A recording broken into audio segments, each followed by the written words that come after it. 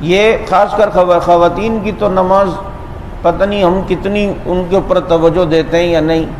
ہمیں خود مسئلہ پتہ ہو یا نہیں تو تب نا، ان کا تو دوپٹہ بھی اتنا باریک، بال دوپٹے کے اوپر سے بھی نظر آ رہے ہوتے ہیں، اور بعض دفعہ وہ دوپٹہ پہنتی ہیں نا اور یوں جو اسکارف ٹائپ کا، تو یہاں کے جو بال ہوتے ہیں نا وہ سارے نظر آ رہے ہوتے ہیں،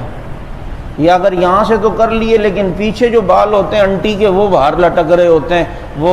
جو ہے نا وہ کیا کہتے ہیں دوپٹے کے باہر لٹک رہے ہیں، تو اب عورت کی نماز کہاں ہوگی؟ یہ بال تو اس کا سطر ہے نماز کے لیے۔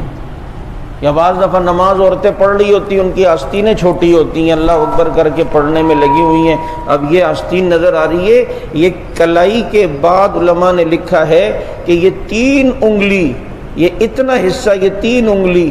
اتنا اگر حصہ نماز میں نظر آ جائے تو نماز ٹوٹ جائے گی۔ اس لیے بعض خواتین کی آستینیں ہوتی تو بڑی ہیں لیکن جب رکوع میں جاتی ہے نا تو آستین ذرا کھنچتی ہے تو ان کی آستین یہاں تک آ جاتی ہے۔ اب بتاؤ 3 بار سبحان اللہ کے بقدر یہ سطر کھل گیا ہے، اس کی نماز تو گئی، اسے پتہ ہی نہیں ہے۔ اس لیے ادھر پھر کم از کم ایسی چیز، ایسا کپڑا اضافی اپنے گھر پہ بنائیں، گلوز ٹائپ کا جس کے پنجے نہ ہوں، خالی پچھلا حصہ ہو، تاکہ عورت نماز کے ٹائم وہ بھی احتیاطاً پہن لے کہ یہ حصہ جو ہے اس کا چھپا ہوا ہو۔